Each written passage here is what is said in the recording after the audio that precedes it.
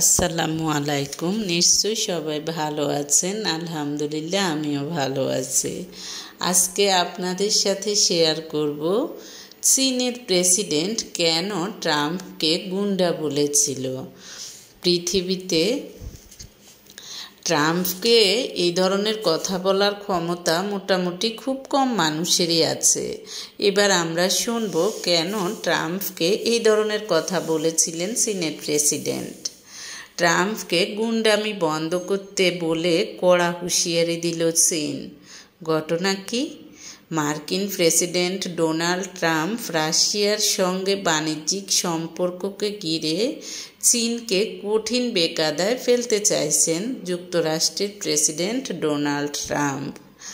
রাশিয়ার কাছ থেকে তেল কিনা বন্ধ না করলে তাদের উপর 100% শুল্ক আরোপের হুমকি দিয়েছেন তিনি।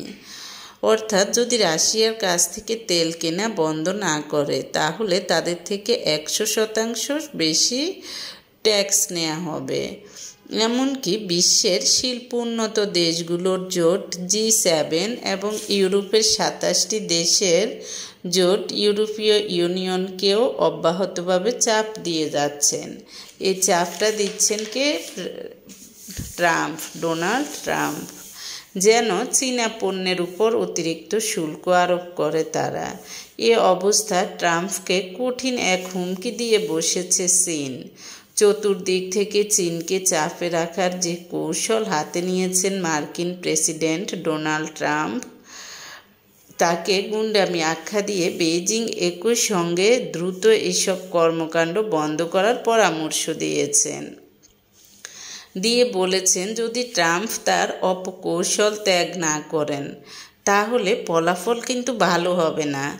চীনের পররাষ্ট্র মন্ত্রণালয়ের ব্রিফিংয়ে মন্ত্রণালয়ের মুখপাত্র লিন জিয়ান বলেন, রুশ তেল কিনাকে ইস্যু করে বেইজিংকে চাপে রাখার যে কৌশল ওয়াশিংটন নিয়েছে তা তাদের একতরফা চিন্তাভাবনা এবং অর্থনৈতিক জবরদস্তির আরও একটি উদাহরণ।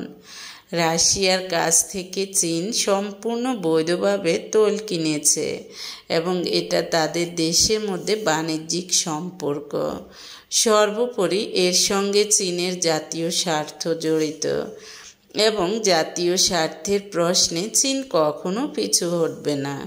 মূলত রাশিয়া ইউক্রেন যুদ্ধ শুরুর পর রাশিয়ার জ্বালানি তেলের উপর নিষেধাজ্ঞা দেয় যুক্তরাষ্ট্র ও ইউরোপ।